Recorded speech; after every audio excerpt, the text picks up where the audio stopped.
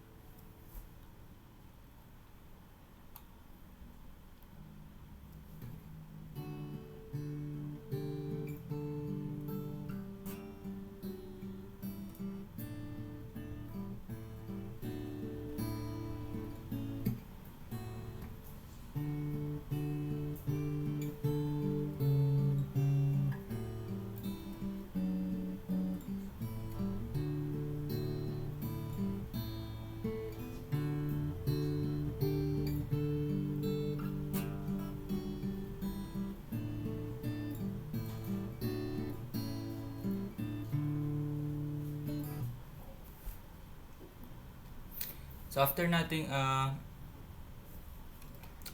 ma-paste dito yung SQL queries class. So ayan, pinakauna natin gagawin is to create a database, no? So create database, then database name. So paano siya i-execute? Tatapat lang natin yung cursor, then click natin itong lightning icon dito na may parang cursor. So click ko siya. Oops, nag-error sa akin kasi nag-e-exist na. Drop ko muna siya dito.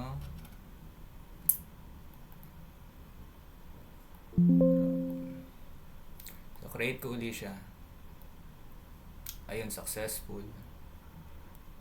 So para makita natin kung na-create ba talaga tong database na to, refresh lang natin yung gilid dito. Ayun, na-create siya. So next step, make sure na i-execute natin tong command na to, no? Yung use, tapos database name. So mahalaga po yun kasi kapag ito po kasing code na to, or yung query na to, set database as active. So anong ibig sabihin nun? Yung naka-highlight dito sa gilid, it means yun yung active na database. Kapag po kasi nag-double click tayo ng ibang database, let's say ito, siya yung may highlight. Pag nag-create po tayo ng table, ito pong table na to, makikreate siya under this database. So mahalaga po, yung create natin na database, siya yung gawin nating active. So yun, siya yung may highlight. So after creating database, make that database active, then next step is to create a table, which is ang table natin, users. So tapat ko lang yung cursor ko dyan, then execute. Successful. So class, na discuss ko na ba last time tong create table na itong mga SQL queries? Na-discuss ko na ba siya? So ulitin ko na lang po. Ito po yung create table query, no? Create table, tapos itong users is yung table name. Then itong mga nasa baba po, siya po yung column sa ating table. So paano palabasin to? Pag in-execute ko to, hindi siya automatic ma-add sa gilid. I-refresh ko siya. Then lalabas po yung tables doon. Users. So currently, si users wala siyang laman. Kasi newly created lang siya. So pag tiningnan natin yung lamanan, tapat natin yung arrow dito. Click yung parang calendar na icon. Wala siyang laman. Oops. So dalawang table yung i-create natin for our example. Table users tsaka table products. So create na rin natin tong table na products. Si products naman, ayan yung kanyang table name, products. Yung mga column niya, ID, product name, category, price, stock, tsaka added by. So yun, we have two tables. Tingnan natin kung may laman yung products. Wala siyang laman. Si users, wala rin siyang laman. So lagyan natin ng laman si products. Insert into products. Tapos ayan, in-specify natin yung column. Product name, category, price, tsaka stock. So eksakto lang yan. Kung 4 yung column dito, 1, 2, 3, 4. Dito sa values, ganun din dapat. 1, 2, 3, 4. Data type. Product name. Anong data type ni product name? Tingnan po natin dito sa create table. So, ang product name niya, ay ang data type ng product name is varchar. So, equivalent mo nun ay string, no, sa Java. So, pag maglalagay tayo ng value doon, kailangan enclosed siya sa single quotes. Sa Java po kasi double quote, 'di ba? Pero dito sa SQL, sa MySQL, single quote lang po pag string. Category, anong data type? Varchar. So yun, enclosed siya sa single quotation. Price, decimal, tsaka stock, integer. So yung decimal, equivalent yan ng double. Stock, integer. So hindi niya po kailangan ng single quotation, no? Direktang value po ilalagay. Pagkatapos, mapapansin nyo po, 4 na column lang yun na involve. 1, 2, 3, 4. No, product name, category, price, tsaka stock. When, pag titingnan po natin, dito po sa ating create table, madami tayong columns. ID, product name, category, price, stock, added by. So, yung ID, kapag sinet po natin siya as auto-increment, hindi na po natin siya kailangang i-specify sa pag-i-insert natin. Kasi po, every time na mag-i-insert tayo, let's say execute natin tong command or yung SQL na to, execute natin siya, yung may nadagdag. Tingnan natin yung laman. Select.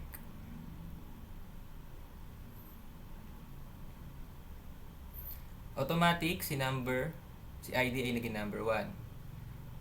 Pag naglagay tayo ng pangalawang row, insert natin yung pangalawa. Tingnan ulit natin yung laman. Automatic, magiging number 2. So, ganun po yung ibig sabihin ng auto-increment dito sa ID. Na. Ngayon po, added by. So, by default, yung column na added by kay products, wala tayong nilagay dyan, no? So, pwede po yon. Pwede pong hindi ka mag-insert ng value sa isang column as long as walang nakalagay dito na not null. No, okay lang yan. Ang default value niya ay null. So, kaya ayun, nung hindi tayo naglagay ng value kay added by, kita po natin dito, null po yung kanyang value. Na. Ngayon, okay, ganun mag-insert ng value dun sa products. Paano naman po pagdating sa update? So, pag nag-update tayo ng column, let's say, gusto nating gawing all caps yung Milo, pwede nating i-set dito update products set product name is equals to ayun, all caps na Milo, where ID is equals to 7. So si 7 hindi siya nag-e-exist dito, ang meron lang dito is si 1 at saka si 2. So si Milo 2 siya, so gawin natin 2 yung 7. Run natin tong command na to. Ayun, successful. Then pag tiningnan natin sa products, naging all caps na si Milo. Okay. Then i-run natin ulit tong insert product para magkaroon ng duplicate si Milo. Insert. Niran ko ulit tong query na to. Then select all from products. So since niran ko tong query na to, nagkaroon ng duplicate si Milo. Ngayon gusto kong i-delete si duplicate. So gagamitin natin yung duplicate query, Delete from products where ID is equals to, ano yung ID ni duplicate? Number 3. So set ko lang yung ID as number 3. Then run ko yung query na yan. Successful. May green na check sa baba. So select all from products ulit. Tingnan natin if na delete siya. Ayun. Deleted si duplicate. So pagdating naman po sa users, let's say mag-insert tayo ng users. Ayan. Insert into users. Values. So ayan, mag-insert tayo ng user na. So ano yung column ni users? Meron siyang username tsaka password. No needs ID dahil naka-auto increment siya. So type natin dito username password with ayun. So ngayon anong values niya? So tingnan natin ang data type ng username tsaka password. So pareho siyang varchar. So dapat meron siyang quotation na ganun.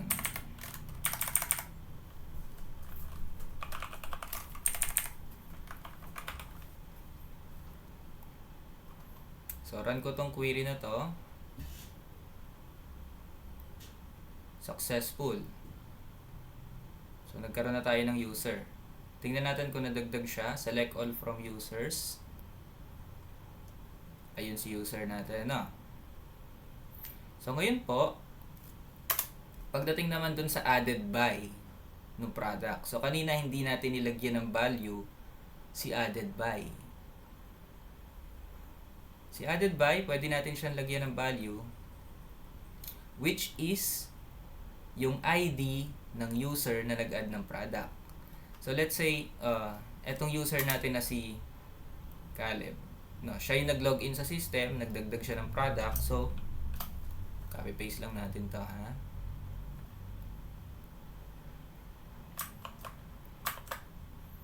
So, insert into products, product name, category, price, stock, tapos magdagdag tayo, comma, added by, then dun sa pinakahuling column, ano yung ID number ni user natin? Number 1. So, lalagay ko lang dito, number 1. Edit lang natin tong name, let's say, Oreo. Yan. So, pag niran ko tong query na to, successful, tingnan natin yung products. So, lumitaw po na yung dun sa latest na inad natin, si product na Oreo is added by number 1. Si number 1 is yung ID ng user natin. So, anong significance po nun? So, dito po kasi, sa pinakababa, ayan, select only products added by specific user. So, let's say, nag-run tayo ng query, or sa system natin, ang system natin is used by multiple users. So, dapat, kapag halimbawang si user number 1, nag-add siya ng product niya lang yung makikita niya. No, pwede yon.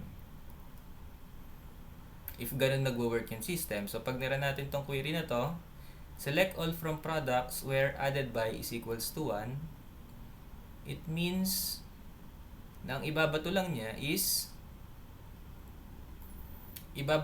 yung product na inad ni user number 1. No, maglalagay tayo ng where dun sa select. No, select all from products where added by is equals to 1.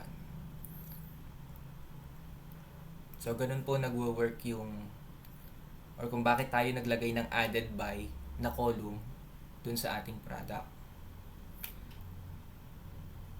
Ito, ngayon, punta tayo dito, maibang topic, simple login query. So, sa login po, pag nagla-login tayo, di ba, manghihingi siya ng username and password. So, kadalasan, yung username tsaka password, ibabato natin siya sa MySQL, then magra-run tayo ng query na parang ganito. So, kung ano man yung tinype ni user sa username, lalagay natin siya dito, tsaka sa password. So, select all from users where username, ayan, para medyo malinaw, lagyan natin ng where username is equals to Caleb and password is equals to 1234. So, parang sa programming sa Java, yung end, ang equivalent niya ay yun sa conditions, yung ganito.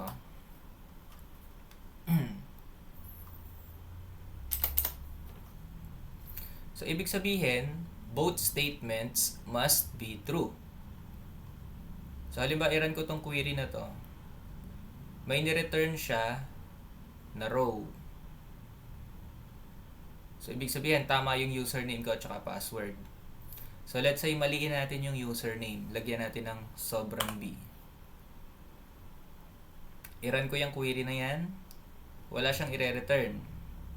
Kasi nga po, yung end, nire-require niya na both of this left and right must be true. So, ibig sabihin, walang nag-e-exist na user na ang username niya is Caleb and ang password ay 1234. Unless gawin kong OR yan. Pag ginawa kong OR yan, or ang equivalent ng OR is ganito, then isang true lang yung kailangan niyang makita. May i-return to na row. Pero hindi ganun nagwo-work ang login. So, dapat end siya.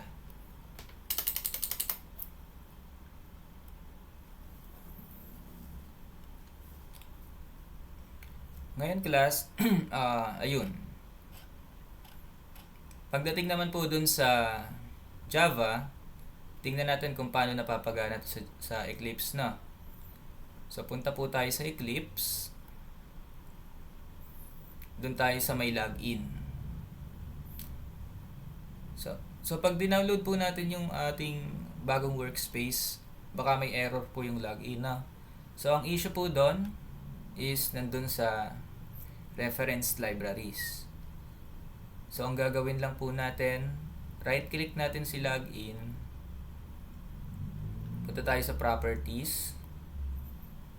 Then, Java build path. Then, under Java build path, class path. Then, punta tayo dito sa yung may error dito, i-remove nyo lang. Remove. Then, add ng panibago. Add external jar. Tapos, dun sa workspace, meron dong MySQL connector J. Select ulit. Lalabas siya sa class path. Apply, and close. So, magiging okay na yan. So after nun, after nating i-connect or i-reference yung library ng MySQL sa project natin, meron dapat tayong class na about database connection. So dun sa class na yon, i-specify natin kung ano yung ating database, which is inventory system. Ano yung user natin? So sa case ko, ito yung user ko, no? Sa inyo, ang default user ay root. Password 1234.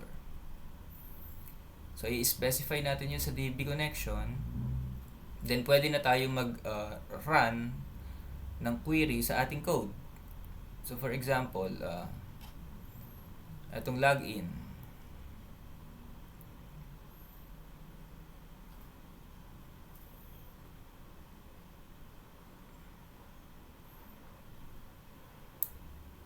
So pag dinouble click ko itong login na to, ayan, ito yung method. Inline method na yan. Then, ito. Queries.userLogin. Ginamit ko yung user login na method dito sa queries na class.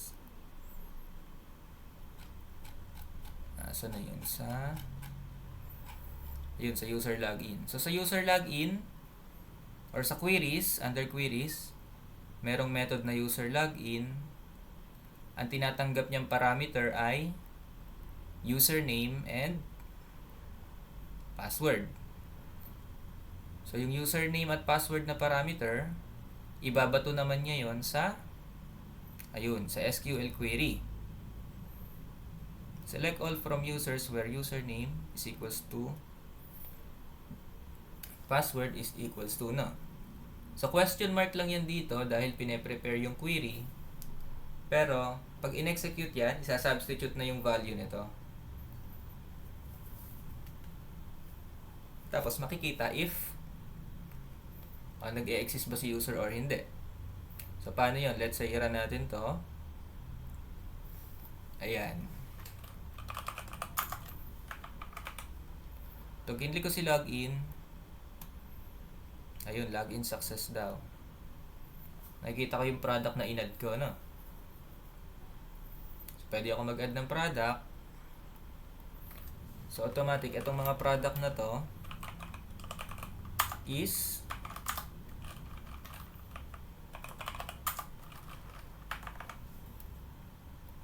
si user na Caleb yung nag-add.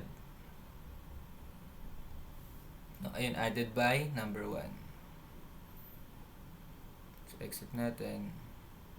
Log out.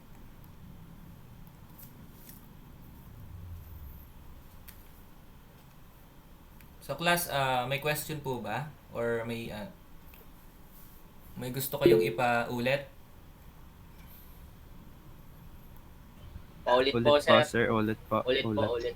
Dito po sa login. Lahat daw po sabi ni Pipat. Wala po sinasabi, sir. Hindi. Sa login na lang po, sir. Sa login na lang Kung po. paano siya ayusin. Kasi pag dinownload niyo siya, may error siya, di ba? So, right click natin si login. Properties. So, lalabas yung panel na to. Then, punta tayo dito sa may left side, sa Java build path. Tapos, pag na-click na natin si Java build path, may mga tabs dito, source, project, libraries. Punta tayo sa libraries. Then, under libraries, meron dyang module path, tsaka class path. So, dito tayo sa class path, no? Click natin yung MySQL na may error doon. I-remove lang natin. Remove. Click ulit natin si class path. Add external jar. Then dun sa dinownload nyo na workspace, meron po dong MySQL connector J.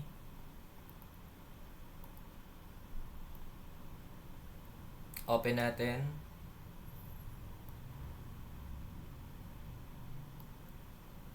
Okay na, nadagdag ulit siya. Apply and close.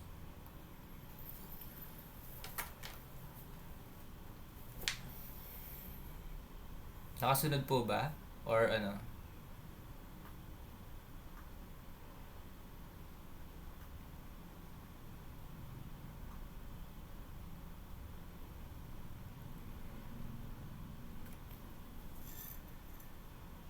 Anong part po ulit yung ano, gusto nyong i-discuss natin?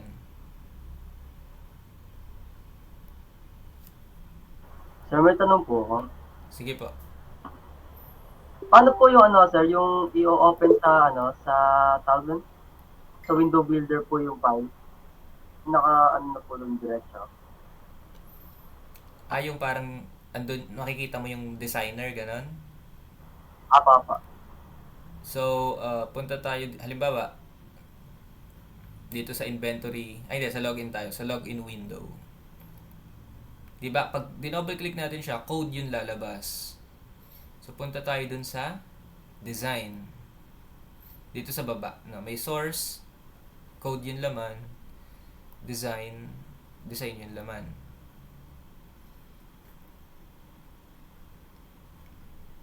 Thank you po, sir. Tapos, halimbawa, gusto mong i-expand yung system mo. Magdadagdag ka ng panel. So, pwede kang right-click lang dun sa ating project folder, sa login, then new, tapos others.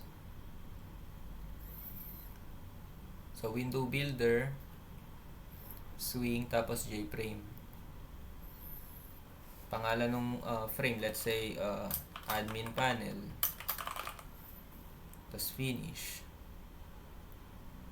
So, may madadagdag doon na panel na admin. So, first thing na gagawin is i-delete yung main class. Kasi isa lang dapat ang entry point. Then yan, ikaw na bahala kung anong gusto mong gawin dito sa panel na to. Kung anong gusto mong i-design dyan. So, delete ko lang yan dahil hindi ko kailangan. Ayun.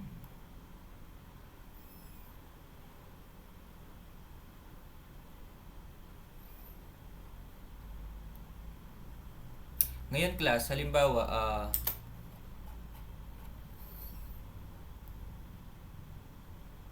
ayan. Diba pagka nagpunta tayo sa design, tapos nag-double click tayo dito. Let's say, dinouble click natin si login.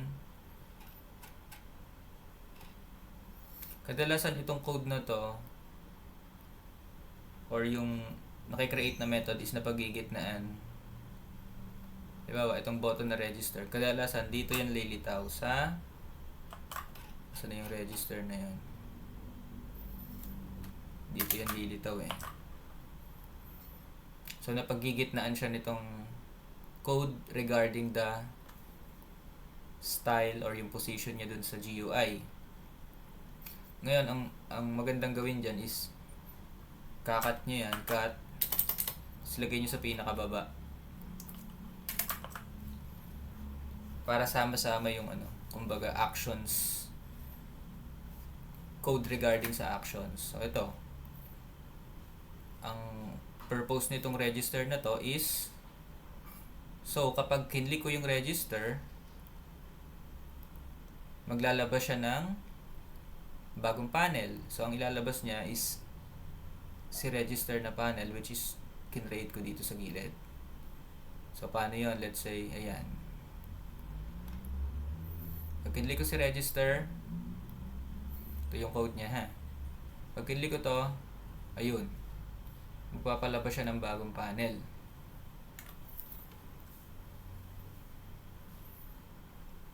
So yun yung ginagawa ng code na to. Ito naman, si login, ang ginagawa niya, ayan, medyo komplikado, di ba? Since yung value nitong text fields na to, ibabato niya sa query. Ito yon, queries.userLogin. Tapos kapag daw po ito kasi nagre-return siya ng user ID. So kapag hindi siya nag-return ng user ID, or kapag 0 pala yung ID na ni-return niya, ibig sabihin login failed. Kapag naman hindi equal to 0 yung user ID, ibig sabihin meron tayong user. So, ganun yung logic na ginawa ko dito sa program na to. Pwede rin different approach kung ano yung makita nyong mas okay sa inyo. So, sa case ko, ito yung ganito yung approach na ginawa ko sa example. Class, na-run nyo po ba? Nasubukan yung ma-run itong ating example?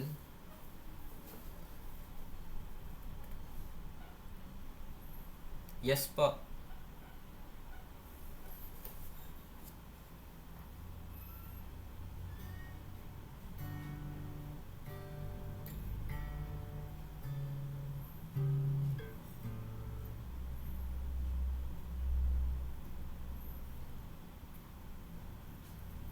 Pag-open ng files ng ano po,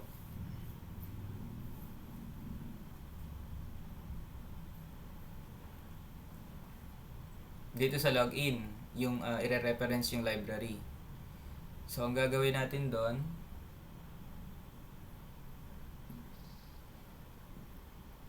right-click si login.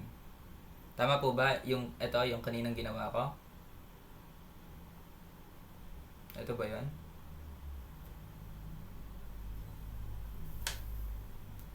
So, pag ni-right click natin si folder, meron diyang properties sa pinakababa. Java build path sa gilid. Then, may mga tabs dito. Libraries. Class path. Remove lang natin yun nandito. Kapag may error, no? I-remove natin. Tapos, hindi ko maklik tong nasa gilid. Dapat i-click ko si class path ulit. Click. Add external jar. Ayun, meron tayo dito sa loob ng ating workspace na dinownload nyo. Meron dyang MySQL connector J. Hanapin lang natin yung executable jar file doon.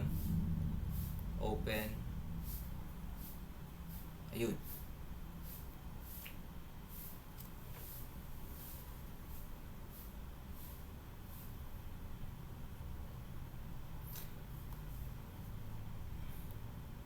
Access code. Oh, pwede yun. Didiskartehan mo yun sa system, oh. Kung paano mo gagawin. Or pwede rin na halimbawa, ang diskarte mo sa system is admin lang ang pwedeng mag-add ng account. Pwede rin yun. So, ito namang klase natin is recorded. So, i-upload ko po to. Sesend ko po yung link sa ating GC Mimia, no?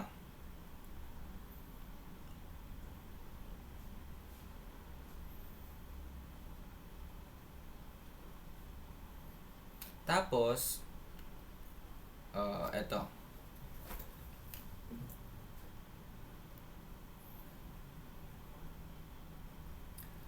Last time kasi, ang pinagawa ko talaga originally dun sa isang section is point of sale system. So, ang point of sale system is para siyang meron siyang inventory system, meron siyang cashier, tsaka meron siyang admin. So, halimbawa, matapos ka agad kayo dun sa inventory system, no? Matapos ka agad kayo. Pwede kayong gumawa pwede nyo idiretso siya ng POS.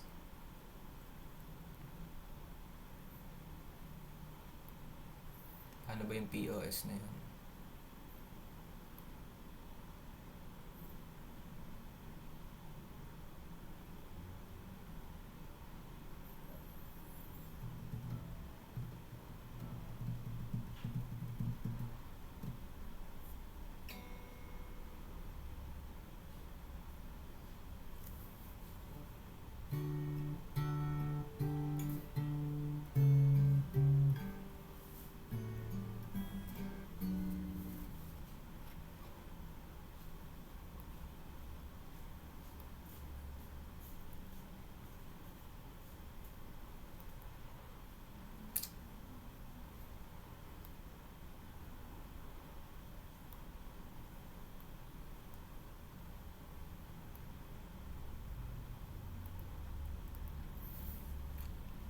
Ito, sample lang to ng POS.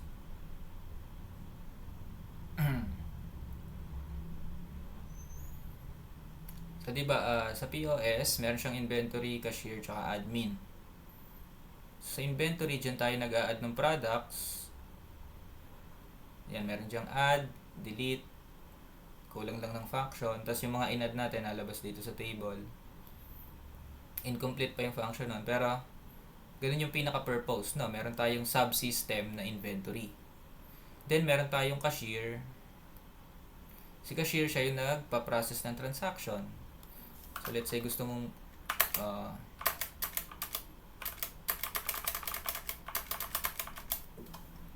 so, bawat scan, dun sa barcode, lalabas yung products dito. Then, ayan. Type mo lang dyan kung magkano yung binayad ng nabili. Finish the transaction. Ayun. After a transaction, makiklear ulit yung table. So, si admin, siya yung nakakita ng transaction. So, ayun, may transaction daw tayo. Pwede niyang i-void.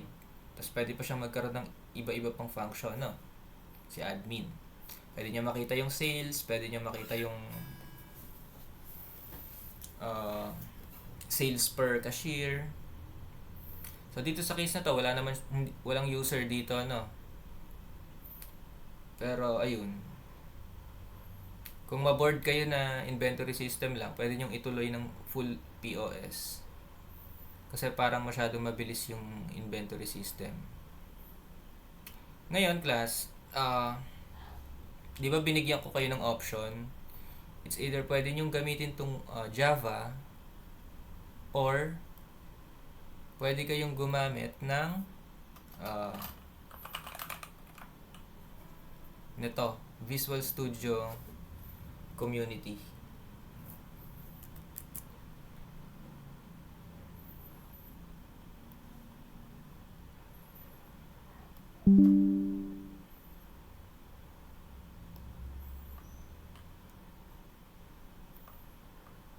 Sa Visual Studio Community class,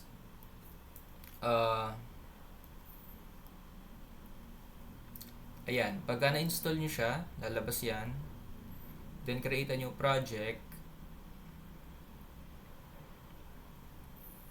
Tapos, type nyo lang dito, Windows Form. Ayun, lalabas yan. Windows Form App, C#. So, bakit po C#? Kasi po si C#, siya po ang talagang parang identical language kay Java. Kaya pinayagan kong magkaroon ng ganitong option, no? Na pwedeng gumamit ng Windows or ng Visual Studio Community. So, next, create.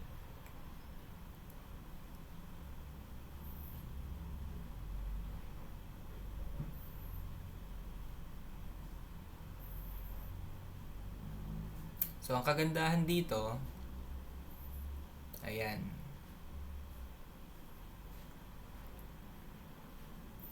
Pag na-create nyo yung project, diretso ka agad kayo dun sa designer. So, hindi kayo malilito. Bibigyan ka agad kayo ng clue kung ano yung dapat nyong gawin. So, meron dyang empty na form. Pag nira natin yan, nararan ka agad natin yan.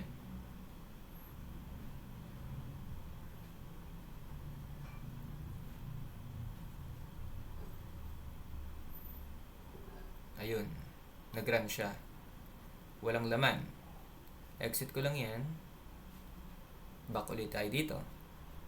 So, ngayon, let's say, ang gusto kong gawin is lagyan ko siya ng button. Ayan, may button siya. So, anong gusto kong gawin ng button? Kung gusto kong lagyan ng function si button, double click ko lang siya. Pag dinouble click ko siya, dadalhin niya tayo dun sa code part, no? So, itong file na to, nandito yan sa gilid. Ito yan. Itong violet na to. So, ngayon, ito yung private void button click. So, yung parameters dyan is default ni C#. Hindi natin pakikialaman yung parameter na yan. So, let's say gusto ko siyang mag-message lang ng something, no? Message box. Ayan. Hello world. So, every time na i-click ko si button, may message daw siya ng hello world. So, run natin siya.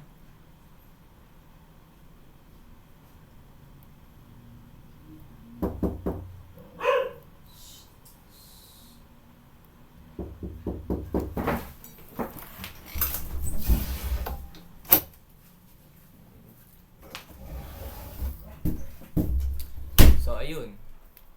So, let's say, gusto kong i-connect si C# kay database. So, ang gagawin ko lang doon, kagaya ng diskarte sa Eclipse, meron dapat tayong connector kay MySQL. Si C#, dito niya ini-install yun. No? Pupunta tayo kay Tools, Nugget Package Manager, then Manage Nugget Packages for Solution. Then dadalhin tayo sa ganitong panel, punta tayo sa Browse. Then, search MySQL. So, MySQL data, lalabas siya, no? Click natin yon, click natin kung saan natin gustong i-install. Which is dun sa ating project na yan, no? Windows Form. Then, click install dito, sa gilid. Apply, accept, hintay-hintay lang, then, ayun na, installed na siya. Paano natin malalaman na installed? Nandito siya sa dependency sa gilid. Packages, ayun, lumabas si MySQL. It means meron na tayong connection kay MySQL sa C#. Exit na natin tong solution na to. Ngayon, paano natin magagamit itong MySQL na yan? So, magkikreate tayo ng bagong class, which is DB connection. So, add, ayun, class. Class name natin is DB connection.cs.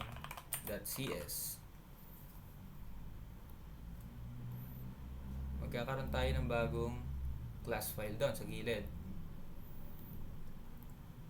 So, ito yung laman ng ating class file. So, gusto ko magkaroon ng code to para magamit natin siya sa pagrara ng query. So, ang gagawin ko lang dyan, copy ko yan, punta ka sa AI. Hindi ko sinasauli yung code nito eh. So, punta tayo sa AI, then, paste natin, no? Paste natin yung kung ano man laman ni DB connection. So, I have DB connection.cs and in C# Windows Form. And this is the code.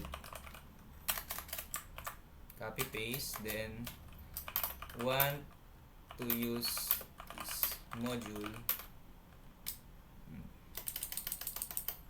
Complete the code. Yan.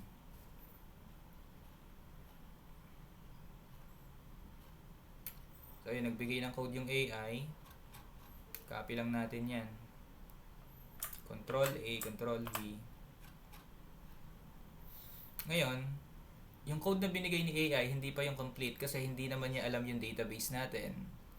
Hindi niya alam yung user natin, tsaka yung password. So, i-edit natin yon. Ano ba yung database natin? Inventory system. So, lalagay ko dyan,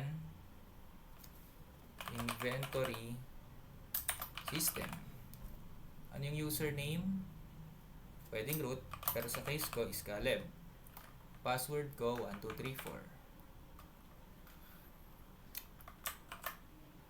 So, ngayon, itong ating pwede kong i-test if this connection is working. No. So, dito sa form, sa form natin,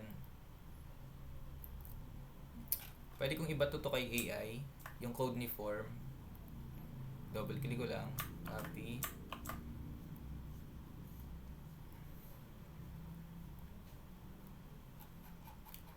Tapos, I want to test the connection by a button click. This is the code.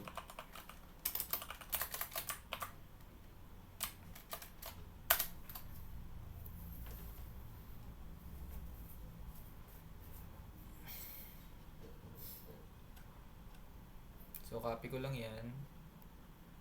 Control A, Control B, Control S. Oops, cancel.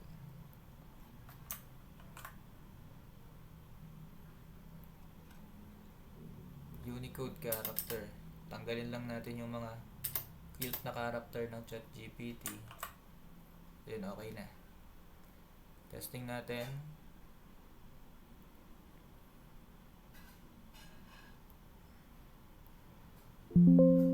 Ayun, sabi niya, database connection successful. Okay. So, tinest ko lang yon. Pwede ko na ulit i-delete tong code na to dun sa loob ng button click. Ibig sabihin, nagagamit natin yung connection. Ngayon, let's say, gusto kong magkaroon ng basic login function. No? So, maglagay lang ako dyan ng text box. Hanapin natin si text box sa gilid.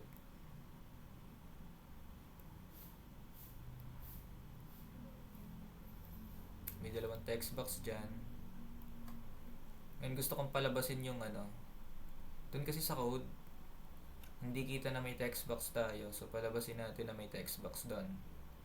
Text box 1, ay lumabas siya sa code. Text box 2. Okay na. So, ngayon, pwede kong iba to sa ChatGPT yung code natin ulit. So, double click ko yan, yung button. Control A, Control C. So, para malaman ni ChatGPT na meron tayong text box 1 tsaka text box 2. Kaya ako pinalabas siya dito. So, copy ko lahat yan. Bato sa AI.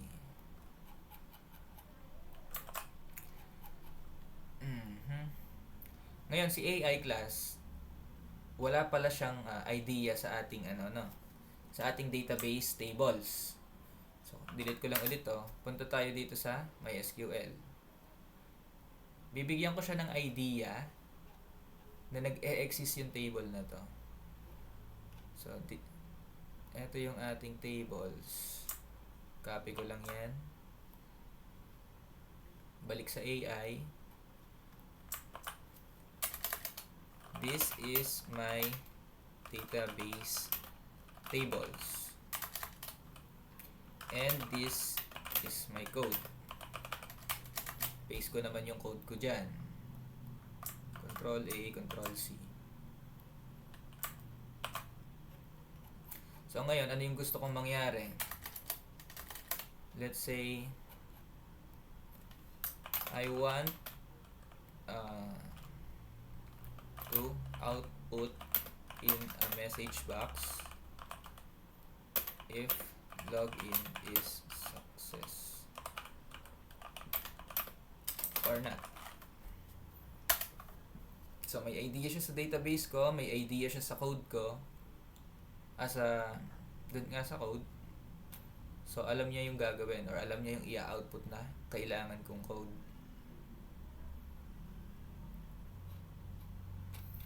Copy-paste ko lang yan. Back dito sa code dito.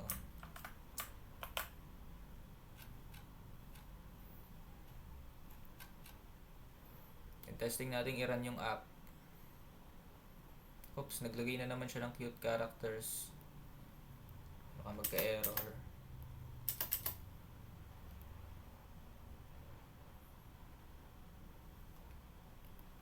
So, ano yung user ko kanina? Caleb, tsaka 1234. Login successful. Pero wala siyang ginagawa. Yun lang yung i-output niya. So, maliin natin. Let's say, naglagay tayo ng extra character dyan. Oops. Hmm.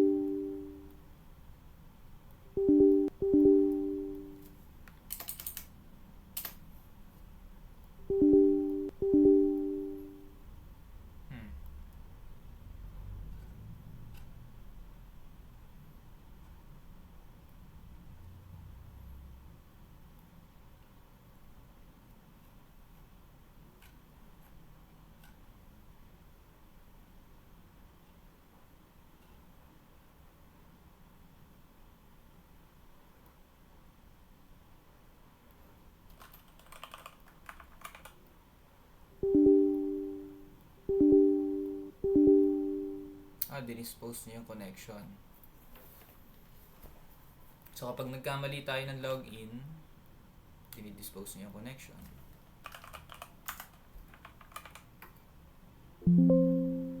Pero pag tama yung login, success. So, medyo hindi maganda yung binigay niyang code para sa akin. Pero nagana.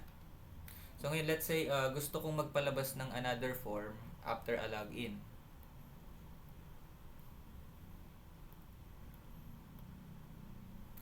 So, magkikreate lang ako ng panibagong form, no? Dito sa gilid. Dito, right-click ko. Oops. Ito. Right-click. Add. Form. Let's say, ito yung form na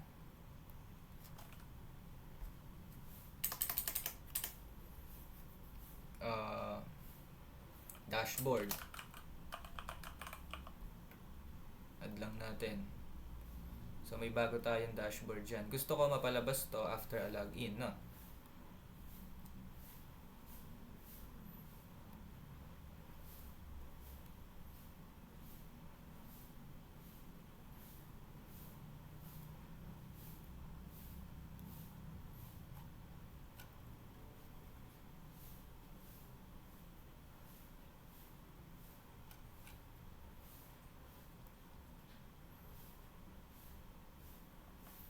Copy ko lang tong code na to. Punta sa AI. Tapos sabihin ko, show dashboard form if login is successful.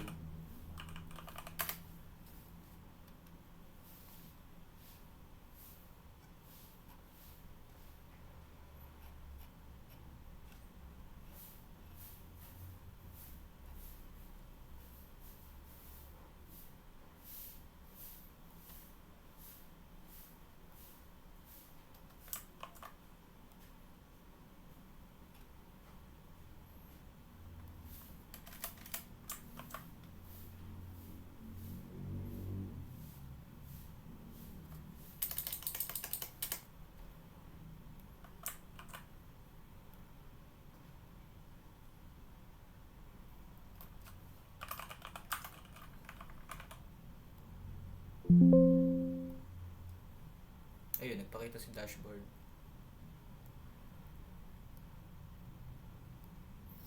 So, ganun lang yung basics ng C#, no?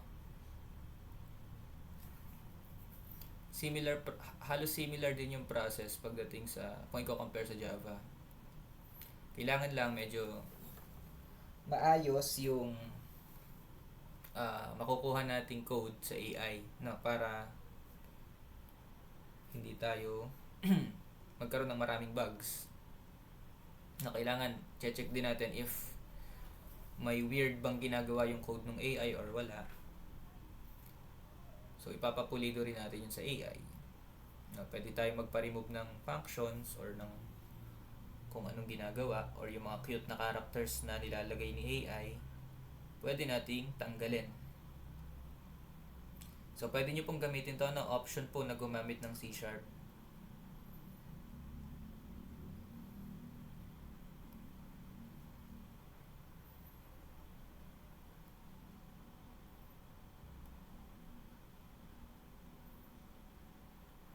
Tapos, ayun, itong class naman natin is recorded. So, mimaya po, sesend ko siya sa GC. para pwede nating mabalikan. Any additional questions po, class, bago natin i-end yung meeting natin?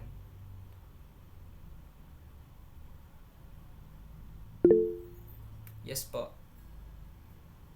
Sir, paano po mag-insert ng ano, sir, ng mga icons po sa Eclipse? Icons? Yes po, sir.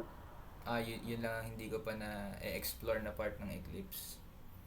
Pero ang alam ko, kapag let's say maglalagay tayo ng pictures,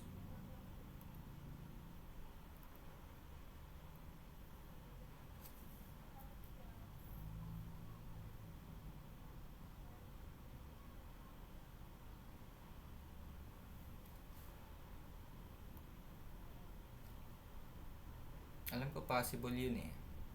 Hindi lang ako familiar sa GUI ng Eclipse. Ganun ka familiar sa GUI niya. Pero possible yun. Maglagay ng icons tsaka picture no? Ayan. Pwede yun.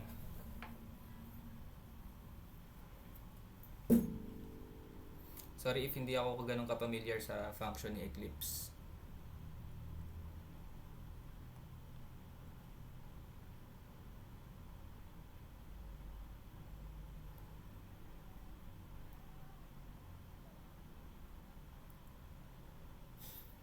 Ang medyo weird nga lang dito, ang alam ko minsan label yung ginagamit for picture.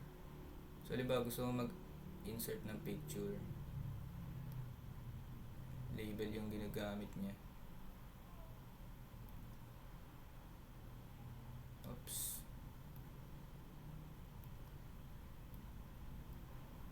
Tapos yung label yung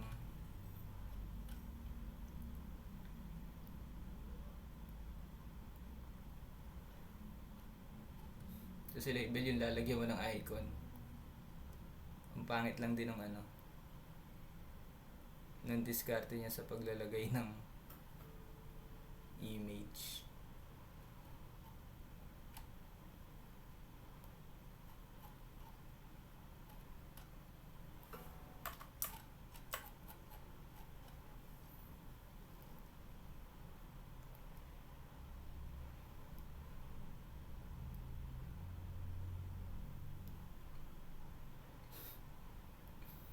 So, ayun. Label ata yung ginagamit. I'm not sure if label talaga, pero ayun. Kasi kung sa C#, parang meron talaga siyang dedicated na image object. So, dito, parang wala. Na. So, ayun po.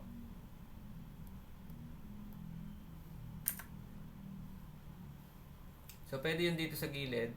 Kapag halimbawa, naglagay tayo ng isang member dyan or ng object, dito makikita natin yung properties niya, no? Ito yung basic properties. Kung gusto natin makita yung advanced properties, ayun, show advanced properties. Ayun. Pwede ka maglagay ng icon dun sa button. Kaso, sobrang limited ata nung kanyang ability. Hindi kagaya sa ibang GUI. So, yun lang. Nandito siya sa advanced properties. Any questions po? Yes po. Sir, yung sa ano po, rinig po ba ako? Yes po, rinig ka. Yung sa ano po, yung may SQL, yung auto-increment po. Yes po, dito sa auto-increment. Bali, manually po ba siya i-execute? Kasi minsan po, sir, pag nag-add po ako ng product, di 1, 2, 3, 4 po yung ID. Mm-mm. Pag dinilit ko po yung 3, tapos nag-add uli ako, 4 na po yung kasunod. Ganun talaga yon. Nakikip niya sa memory yung ID number. Ganun talaga yung ano niya. Pag-handle ng auto-increment. No, may product 1, 2, 3 ka, dinilit mo si number 3. Pag nag-add ka ng panibago, number 4 na yon. Unless itatrancate mo si table. So, meron tayong command na truncate table. Although hindi naman to ginagamit masyado. Pag tinrankate natin si table, ito, select all from users. Execute ko yan. Yan. Meron tayong user number 1. Pwede ako mag-add ng panibagong user, which is number 2. Select ulit natin. Number 2. Delete ko si number 2. Pwede kong i-delete si number 2 eh. Users. Number 2. Delete natin yan. Madi-delete na si nawala si number 2 kasi dinidelete ko. Insert ako ng panibago.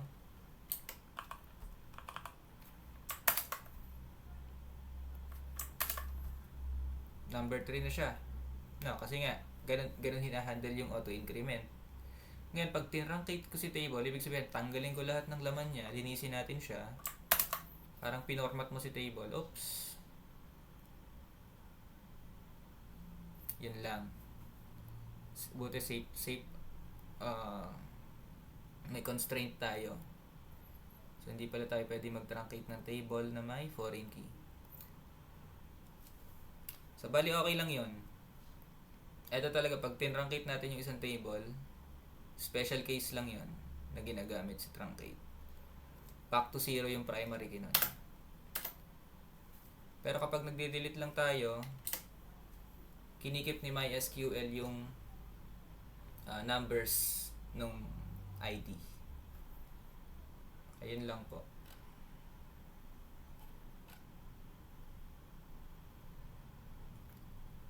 Any questions po or tanong?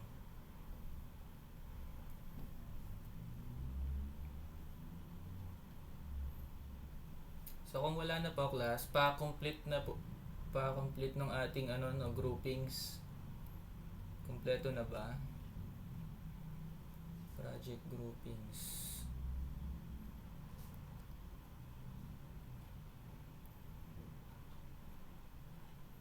Ayun. Group 8. Ayan. So, pa-complete po nito. Then, if wala na pong tanong, i-end ko na po muna yung meeting natin. Magpo-post na lang ako sa CodeCham ng activity, no? If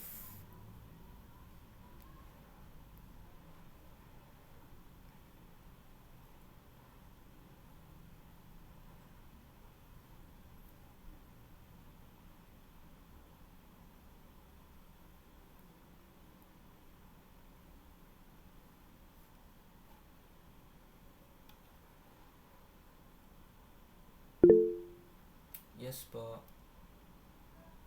Sir, may nasabi po si Vicente. If tapos na daw po sa groupings, ano daw po gagawin? Hindi ko pa ba na-discuss sa inyo yung group project? Na-discuss na po. I mean, This online class, kung ano pong gagawin. po, this online class. Ano na lang tayo, after ng discussion natin, asynchronous, baka magbigay ako ng CodeCham activity. Okay po, thank you. Sige po, thank you. So wala na pong tanong class. I-end ko na po yung meeting, tapos magpo-post ako ng CodeCham activity na. Thank you po. Thank you po, sir. If may questions after this meeting, PM nyo na lang po ako. Thank you. Last po, sir. Naka-record po ba yung class niyo po? Yes po, recorded po. Okay po, thank you.